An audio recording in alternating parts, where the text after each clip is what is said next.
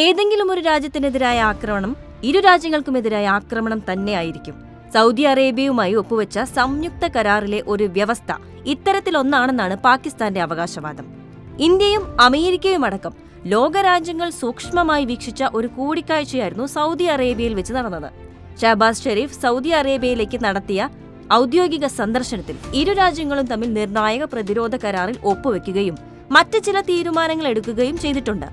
Saudi കിരീടാവകാശിയുടെ റിയാദിലെ അൽ യമാമ കൊട്ടാരത്തിൽ വെച്ച് നടന്ന ഈ കൂടിക്കാഴ്ചയും ഉഭയകക്ഷി കരാറും എന്തിനെക്കുറിച്ചുള്ളതാണ്? ഇപ്പോൾ ഇങ്ങനെ ഒരു കരാറിലേക്ക് ഇരു രാജ്യങ്ങളും എത്താനുള്ള കാരണം എന്താണ്? ഓപ്പറേഷൻ സിന്ദൂർ നടന്ന് മാസങ്ങൾക്ക് ശേഷമുണ്ടാകുന്ന ഈ നീക്കം ഇന്ത്യയെ എങ്ങനെ ബാധിക്കും എന്നീ ചോദ്യങ്ങളും ഇപ്പോൾ ഉയർന്നു വരുന്നുണ്ട്. പതിറ്റാണ്ടുകളായി സൗദി അറേബ്യയുമായി നല്ല ബന്ധം നിലനിർത്തി പോരുകയാണ് പാകിസ്ഥാനെങ്കിലും അടുത്തിടെ ഇരുവരും പ്രതിരോധ കരാറുകളിൽ ഏർപ്പെട്ടിരുന്നില്ല. അതിനാൽ തന്നെയാണ് പുതിയ സാഹചര്യത്തിൽ ഈ കരാർ ശ്രദ്ധേയമാകുന്നതും. ഇനി എന്താണ് ഈ കരാറിൽ ഉള്ളത്? പ്രധാനമായും 2 കാര്യങ്ങളാണ് കരാറിൽ പറയുന്നത്. പ്രതിരോധ മേഖലയിൽ സംയുക്ത പരിശീലനവും സഹകരണവും, സംയുക്ത ആയുധ ഉൽപാദനം, സാങ്കേതിക മേഖലയിലെ കൈമാറ്റങ്ങൾ എന്നിവയാണ് ഒന്നാമത്തേത്.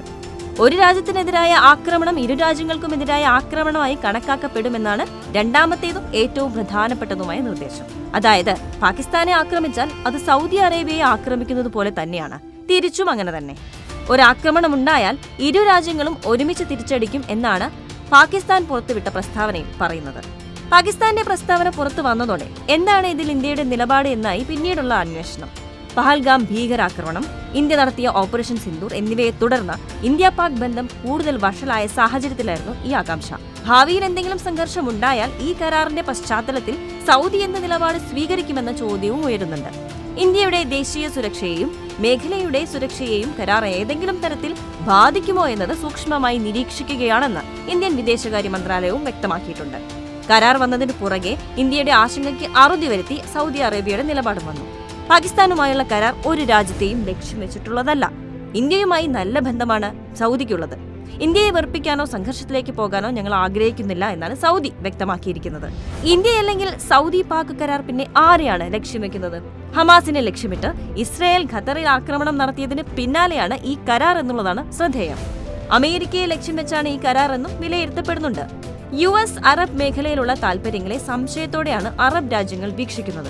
അമേരിക്കയെ ആശ്രയിക്കുക എന്നതിനപ്പുറം പ്രതിരോധ മേഖലയെ സ്വന്തം നിലയിൽ ശാക്തീകരിക്കാൻ അറബ് രാജ്യങ്ങൾ ശ്രമിക്കുന്നതിന്റെ ഭാഗമായാണ് ഈ കരാറെന്നും പറയപ്പെടുന്നു. ഈ സാഹചര്യങ്ങളെല്ലാം കണക്കിലെടുത്താണ് സൗദിയുടെയും പാകിസ്ഥാന്റെയും പുതിയ നീക്കം. ഇതിനൊപ്പം തന്നെ ഖത്തറിലെ ഇസ്രായേൽ ആക്രമണത്തെ തുടർന്ന് ഇസ്ലാമിക രാജ്യങ്ങളുടെ കൂട്ടായ്മ ശക്തിപ്പെട്ടു വരികയാണ്. ഒരു അറബ് നേറ്റോ രൂപീകരിക്കപ്പെടുമോ ഇവിടെ എന്ന ചർച്ചകളും അണിയറയിൽ നടക്കുന്നുണ്ട്.